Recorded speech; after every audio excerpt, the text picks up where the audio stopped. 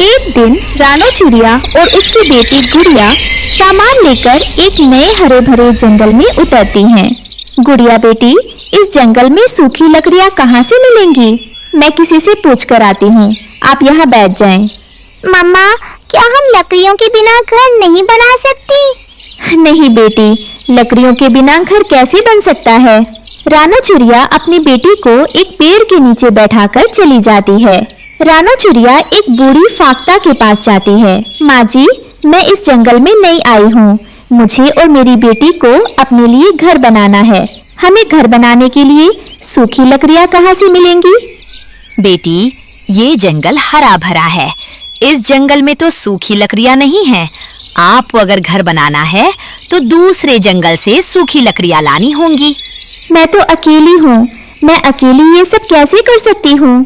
ठीक है माँ जी, मैं तिनकों से अपना घोंसला बना लेती हूँ और फिर जब बारिश होगी तो देखा जाएगा।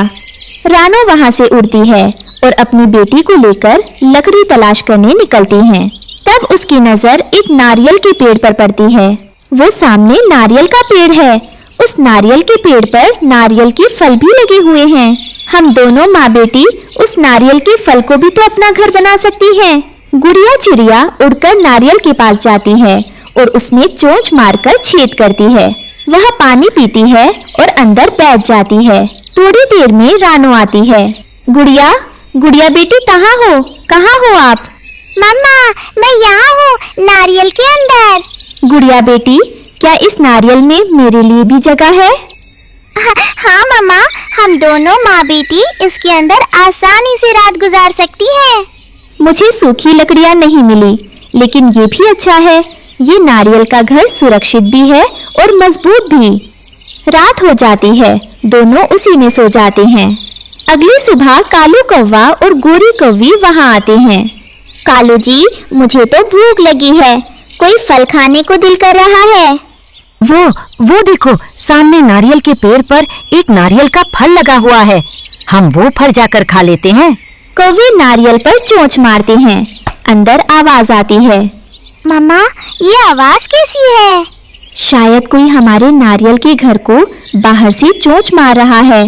रानो और गुड़िया बाहर निकलती हैं। कौवा, कौवा, रुक जाओ, इसे मत खाओ। ये तो मेरा और मेरी बेटी का घर है। घर है? ये कैसा घर है? ये तो हमारा भोजन है। घर बनाना है तो कहीं और जाकर बनाओ। हम तो ये नारियल खाकर अपनी भूख मिटाएंगे। कौवे नारियल खाने लगते हैं। रानो और गुड़िया बेघर हो जाती हैं। मम्मा, इन कौवों ने तो हमारा घर ही खा लिया। अब हम कहाँ जाएंगी? चलो गुड़िया बेटी, हम किसी और जगह चली जाती हैं। वे पहाड़ों की तरफ जाती हैं, जहाँ एक बड़ा अनार का पेड़ मिलता है।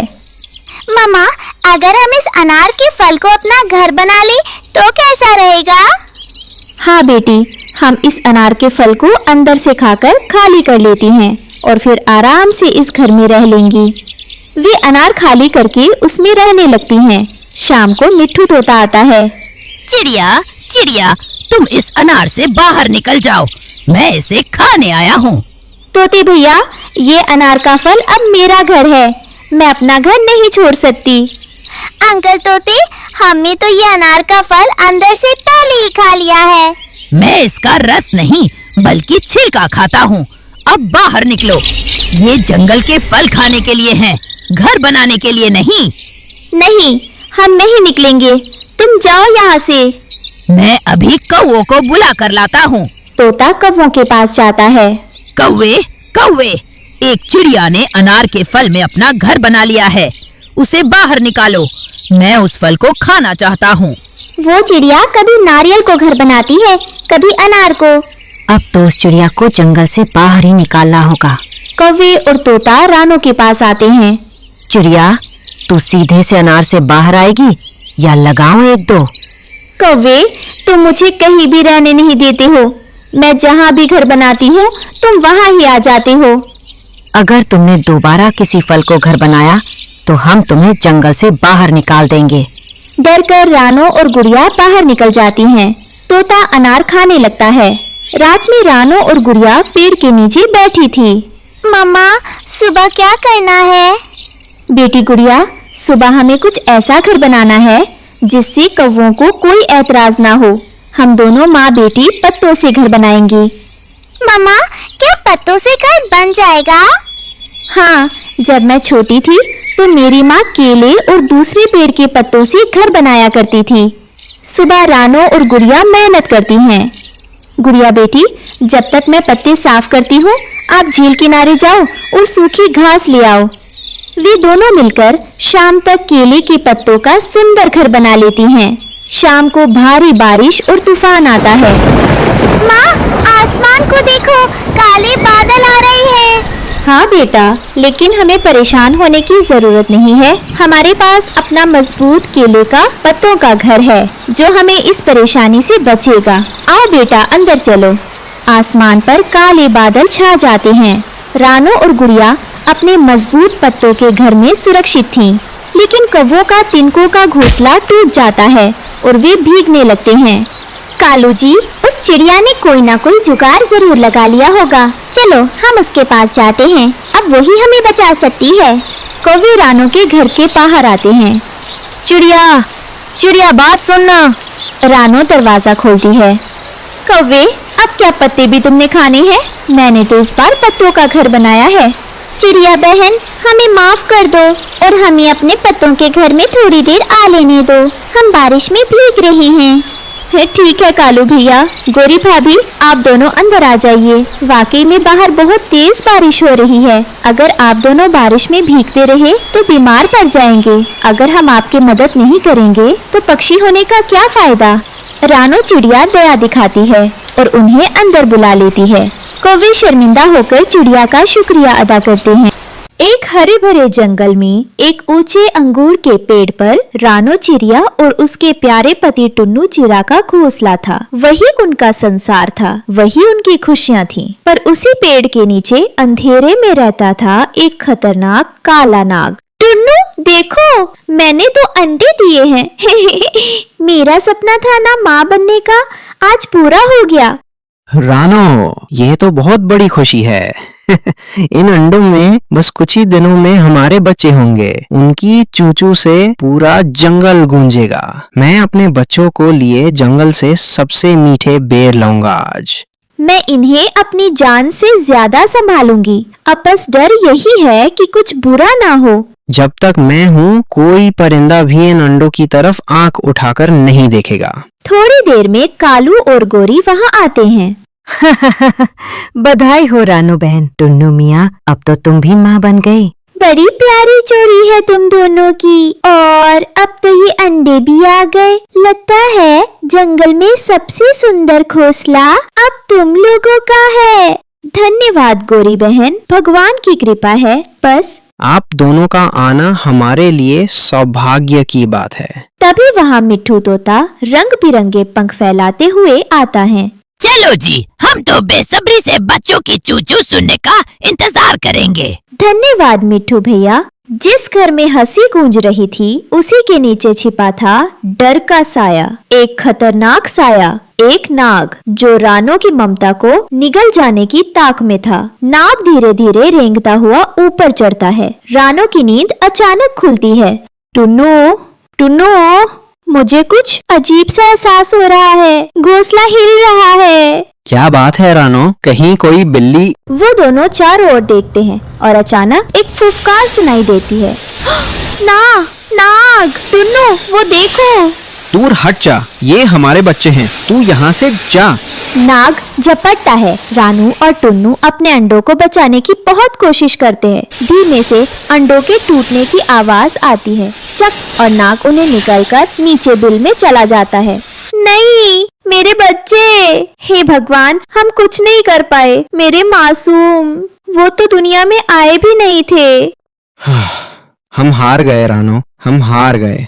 सूरज निकला, लेकिन रानू टुन्नू के जीवन में अंधेरा छा चुका था। वो दोनों एक झरने के पास बैठे अपने अंडों को याद कर रहे थे।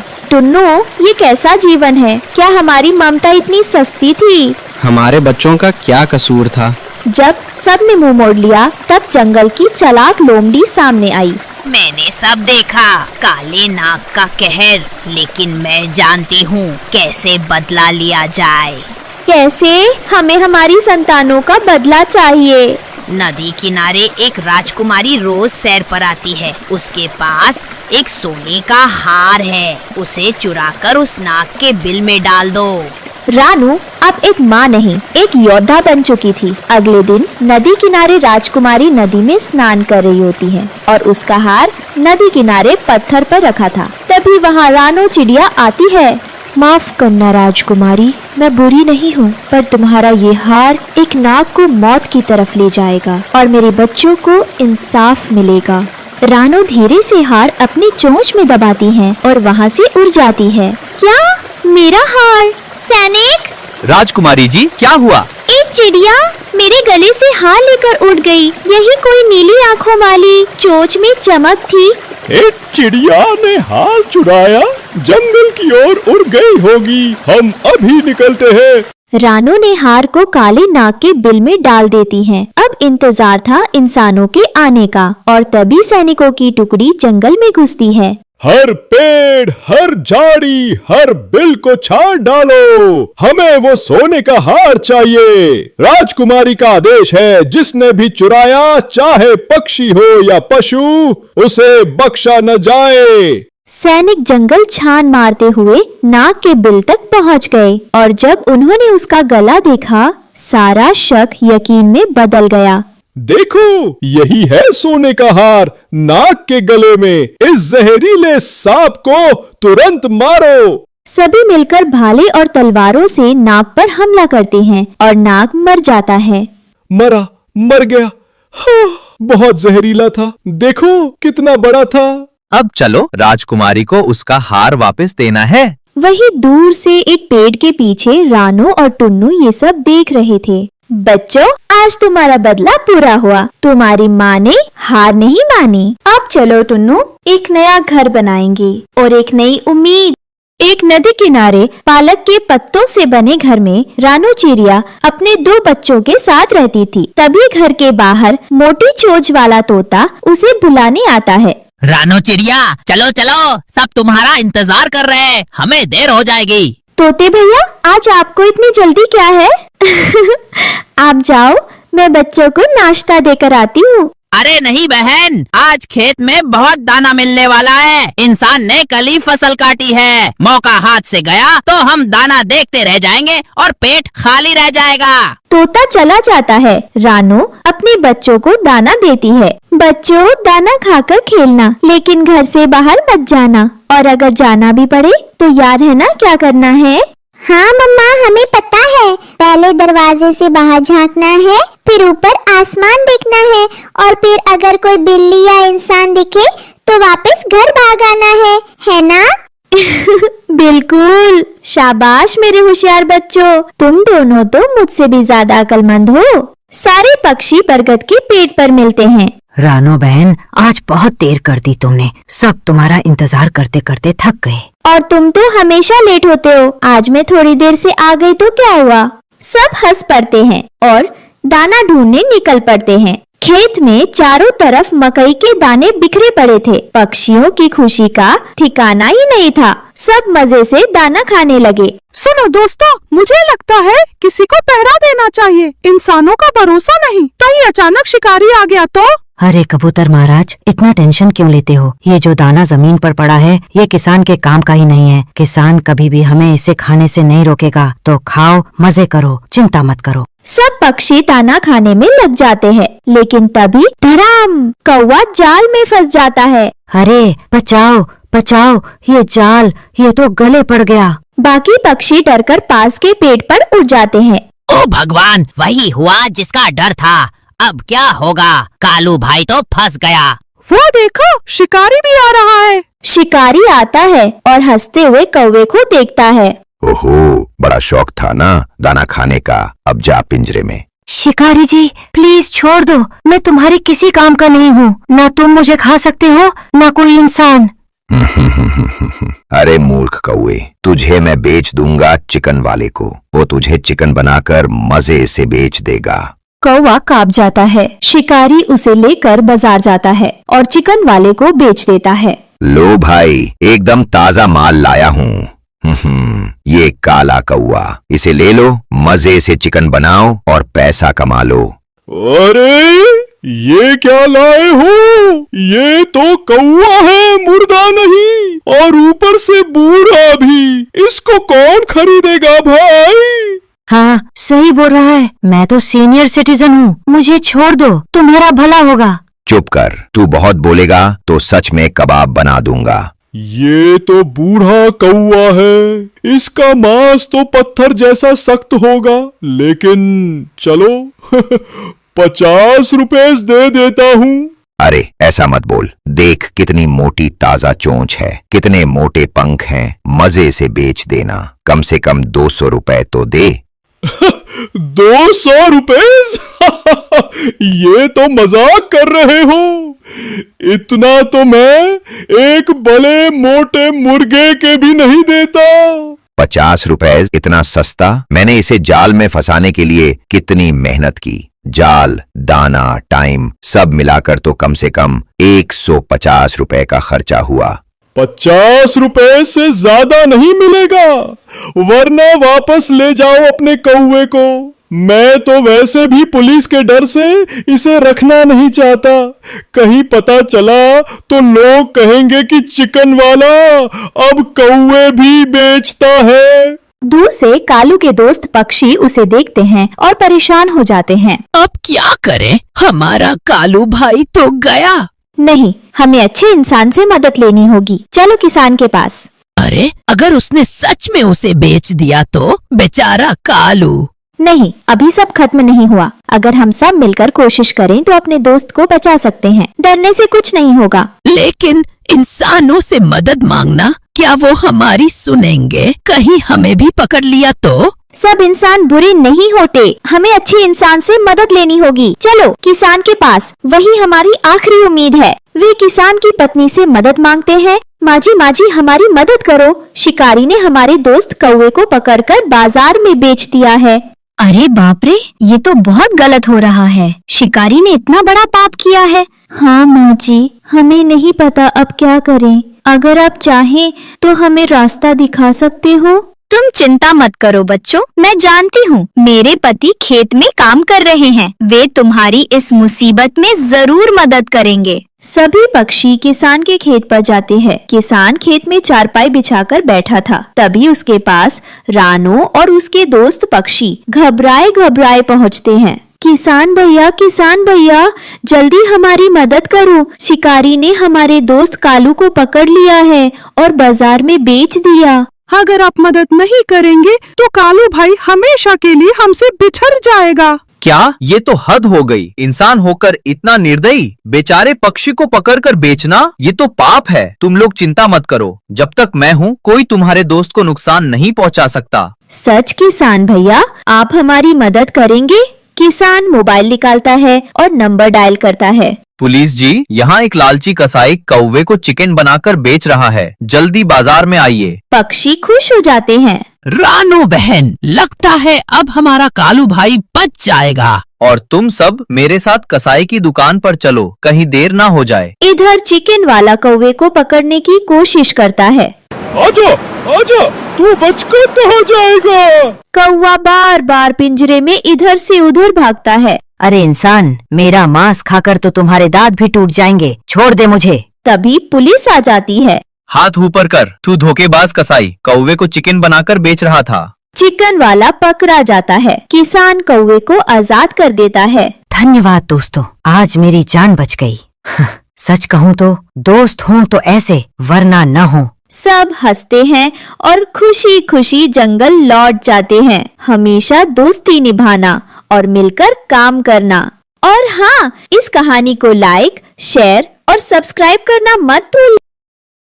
बरसात का मौसम था, आसमान में काले बादल छा गए थे। छोटे छोटे पंछी अपने घरों में छिप रहे थे। रानो चिड़िया की छोटी सी झोपड़ी के ऊपर बारिश की बूंदें टप टप गिर रही थी। अरे रानो, आज फिर आधा दिन बारिश में उड़ उड़ कर दाने ढूंढे, पंख इतने भीग गए कि उड़ान भी भारी लगने लगी। जेब मतलब चोंच में बस 2 दाने आए हैं। ये मौसम तो हमें पूरा डुबो देगा। तुम रोज ही भीग जाते हो टुन्नू, लेकिन अब ये हमारी टालियों वाली झोपड़ी भी टपकने लगी है। देखो ऊपर से पानी सीधे घोंसले में आ रहा है। गुड़िया तो ठंड से कांप रही है। अम्मा, मेरे घोंसले वाले कोने में जहाँ मैं सोती हूँ वहाँ भी पत्तों से पानी टपक रहा है। तकिए मतलब पत्ते के नीचे। दोस्तों, ये रहे हमारी आज की वीडियो के प्यारे सब्सक्राइबर्स और फॉलोअर्स के नाम। समरजीत सिंह, अंजू यादव, वनीता, शबाना, सुनंदा और जो नहीं चुने गए, चिंता मत करो, अगली बार तुम भी बन सकते हो जंगल के सुपरस्टार। दोस्तों, अगर आप भी चाहते हैं मैं आपका नाम अपनी कहानी में लूं, तो देर किस बात की, जल्दी से कमेंट करके अपना नाम हमें भेजें। टपक रहा है। तकिए मतलब पत्ते के नीचे सब गीला हो गया। अरे मेरी नन्ही चिड़िया, तू चिंता मत कर, अभी बाबा डाल पे चढ़ के सूखी पत्तियों से ढक देगा, फिर कोई बूंद अंदर नहीं आएगी। तुम्हें भी अपना ध्यान रखना चाहिए टुन्नू, रोज भीग कर लौटते हो, पंख सुखाने का भी वक्त नहीं मिलता। अगर तुम बीमार पड़ गए तो ये घोंसला कौन संभालेगा? अरे हम परिंदे हैं रानो, बारिश और हवा तो हमारी किस्मत में लिखी है, लेकिन हाँ, अगर हमारे पंख भी जवाब दे दें तो उड़ान मुश्किल हो जाएगी। बाबा, मैं आपकी मदद करूंगी। मैं ऊपर उड़कर पन्नी फैला देती हूँ ताकि पानी अंदर न आए। नहीं बेटा, ऊपर की डाल फिसलन भरी है। रहने दो रानो, हमारी गुड़िया छोटी जरूर है लेकिन पंखों में दम है। जाओ बेटा। छत से पानी टपकता है, बर्तन रखे जाते हैं।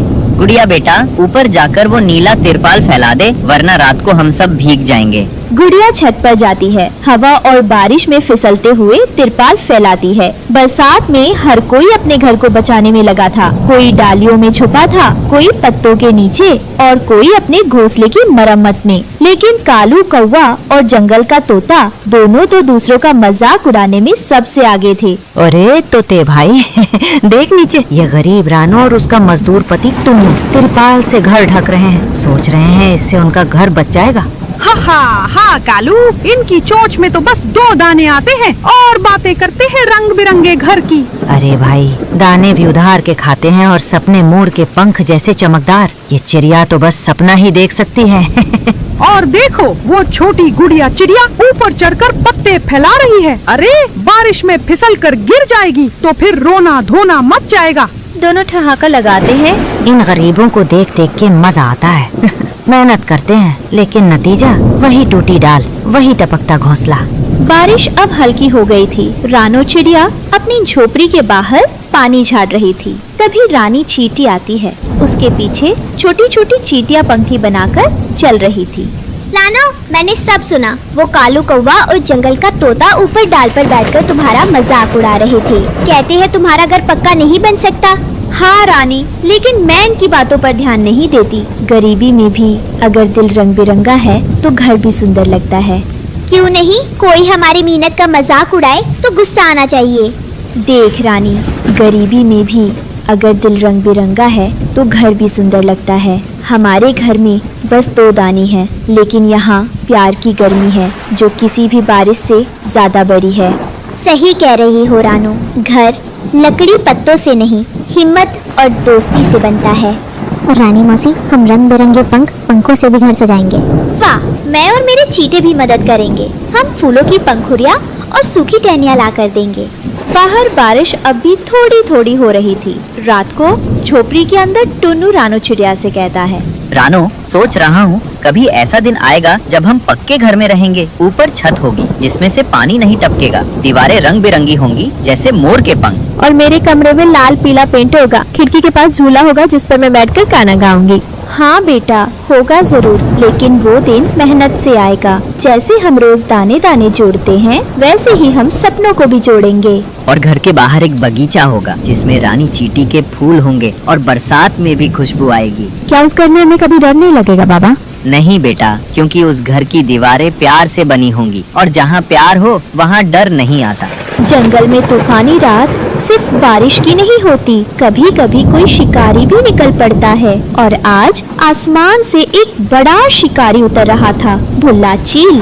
हाँ, ये तिरपाल का घर ज्यादा देर नहीं टिकेगा रानो। और तुम्हारी नन्ही गुड़िया, ये तो आज मेरी दावत बनेगी। बुल्ला, पास मत आना, ये मेरी बेटी है, मेरी जान है। तुम शिकारी हो, लेकिन हम अपने बच्चों के लिए जान दे देंगे। जान देकर भी मुझे नहीं रोक पाओगे मजदूर चिड़े। मेरी भूख बड़ी है और ये नन्ही चिड़िया बहुत मीठा शिकार होगी। चील बिजली जैसी तेजी से झपटता है और गुड़िया को अपने पंजों में पकड़ लेता है। गुड़िया चीखती है, अम्मा, बाबा, बचाओ। अगली सुबह बारिश थोड़ी थम गई थी। रानी चींटी अपने सैनिकों के साथ रानू के पास आती है। रानू, मैंने सब सुना। भुल्ला चील ने तुम्हारी गुड़िया को पकड़ लिया है। चिंता मत करो, मैं और मेरे सैनिक उसे वापस लाएंगे। लेकिन रानी, वो चील का इलाका बहुत खतरनाक है। वहाँ बड़े बड़े पेड़, ऊंची चट्टानें और तुम्हारी जान को भी खतरा होगा। दोस्ती में खतरा नहीं गिना जाता रानू। तुमने पहले भी हमारी मदद की है, अब हमारी बारी है। रानी चींटी और उसके सैकड़ों छोटे छोटे सैनिक पंक्ति बनाकर चील के इलाके की तरफ बढ़ते हैं। रास्ता ऊबड़ खाबड़ था। वही भुल्ला चील आग जलाकर बैठा था। आज दावत पक्की है। इतनी नन्ही चिड़िया, इतनी कोमल, वाह।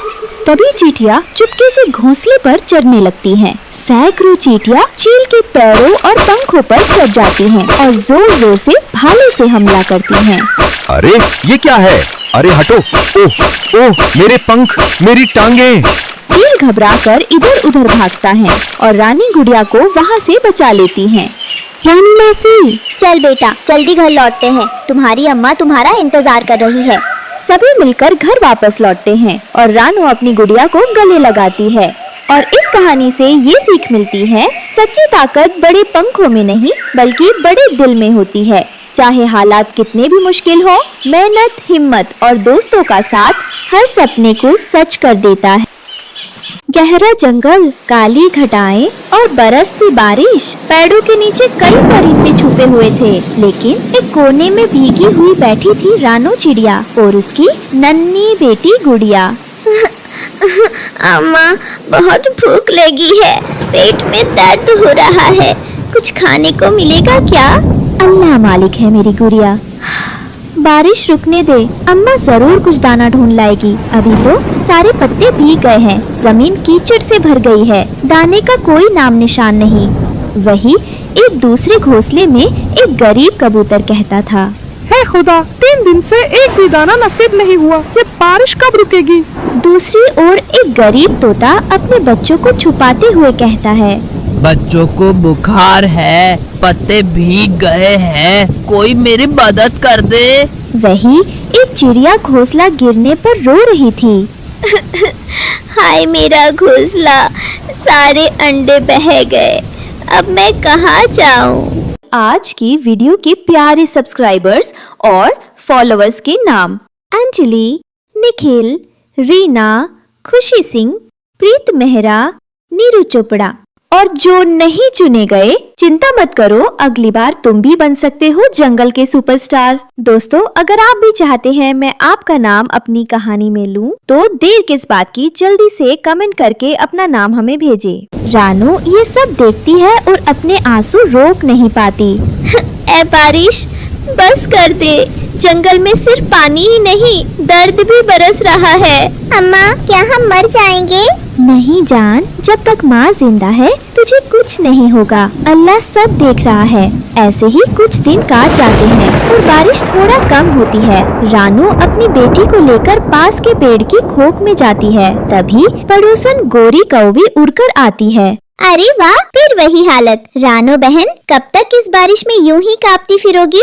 बस कुछ दिन की बात है गोरी बहन, हालात अच्छे नहीं है मगर कोशिश जारी है।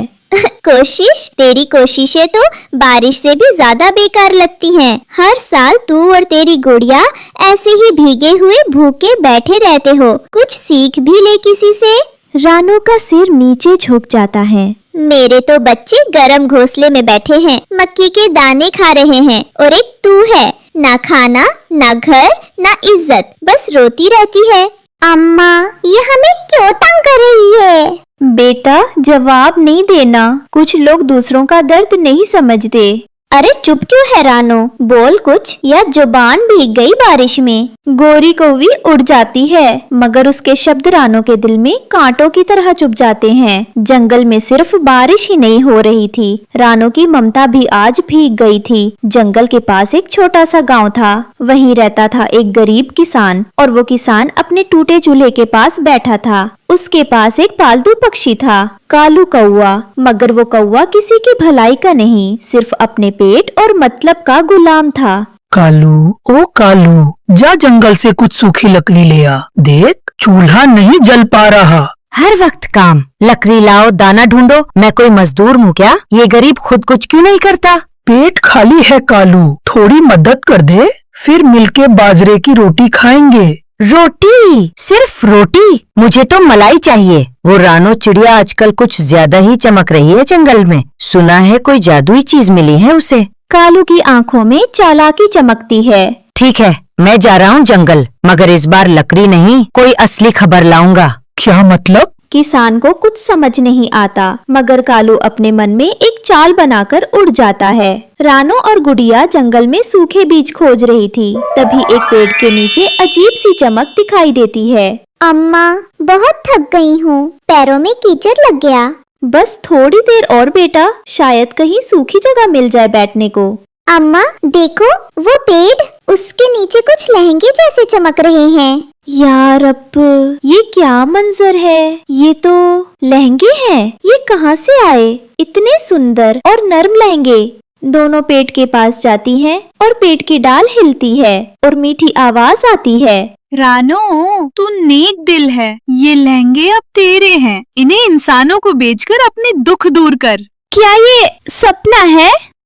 नहीं, ये इनाम है तेरे सच्चे दिल का। तू रोज सुबह आना और ठेला भर के लहंगे ले जाना और इंसानों की बस्ती में जाकर इन्हें बेचना, ईमानदारी से बेचना, सबकी दुआएं लेना और देख तेरी तकदीर कैसे बदलेगी। शुक्र है मालिक, मुझे मेहनत का रास्ता मिला है। मैं इन लहंगों को बेचूंगी और अपनी गुड़िया को भूख से आजाद करूंगी।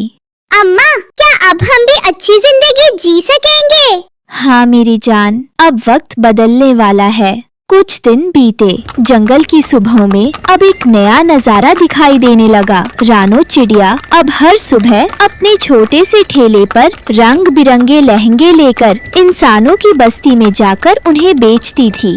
लहंगे ले लो, रंग बिरंगे लहंगे ले लो। अम्मा, कल वाली आंटी ने कहा था तुम्हारे लहंगे बहुत नर्म हैं। उन्होंने 3 खरीदे थे। दूर पेड़ पर बैठी गोरी कवि दूरबीन जैसी नजरों से उन्हें देख रही थी। हाय रे किस्मत, ये रानो तो जैसे रानी बन गई। कल तक जो भीगी हुई पंख वाली थी, आज ठेला लेकर इधर उधर उड़ रही है और मैं तो बस देख रही हूँ। तभी पीछे से कालू कौवा आता है।